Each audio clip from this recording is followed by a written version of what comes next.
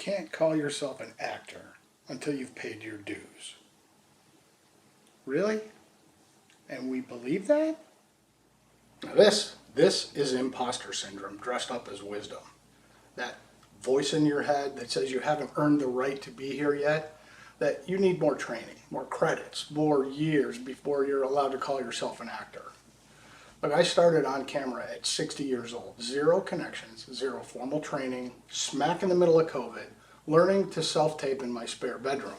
And when I say learning, I mean recording the same 30-second slate 14 times and still not liking any of them.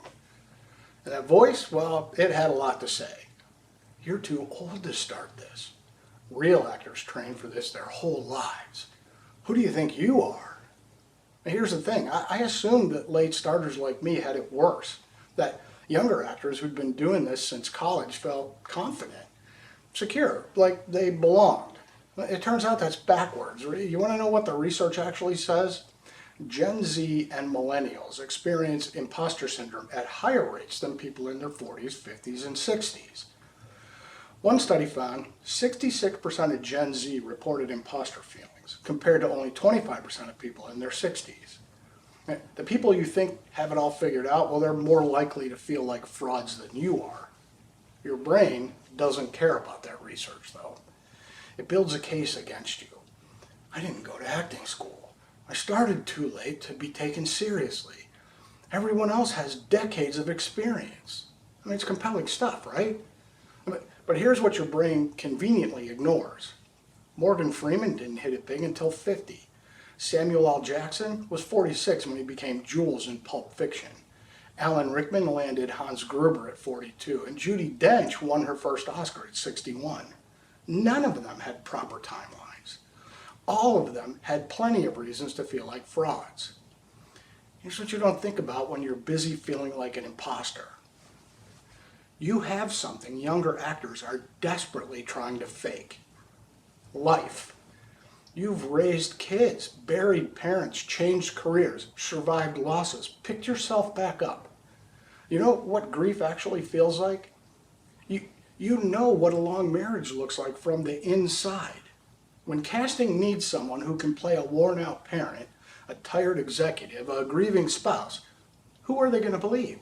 The 28-year-old pretending or the 55-year-old who's lived it? Your years aren't working against you, they're working for you. Right? Remember The Wizard of Oz, the Scarecrow, the Tin Man and the Lion? Well, they spent the whole movie chasing something that they already had. Well, that's what imposter syndrome does. It hides what's already there. So what actually helps when that voice gets loud? Name it. When that voice starts up, don't argue, just notice. Well, there's imposter syndrome again. Giving it a name takes away some of its power. And then collect your receipts. Keep a file of every booking, callback, nice comment from a director. And when that voice flares up, open the file. Your brain needs counter evidence. Give it some. And do the work anyway. Imposter syndrome wants you to wait until you feel confident. That's backwards. Confidence comes from action, not before it. Now here's what I think a lot of late starters are really waiting for. Not tips, not techniques, permission.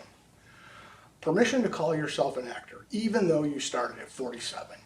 Permission to submit for roles, even though your reel is thin. Permission to take up space in an industry that worships youth. So here it is, from someone who started at 60 and is still doing this thing. You're allowed to be here. You don't need anyone's permission. But if you're waiting for it anyway, well, consider this it. Stop waiting to feel like you belong. You belong the moment you decide to act. Hey, you want to go deeper? Well, I wrote more about this at gary-mason.com/blog.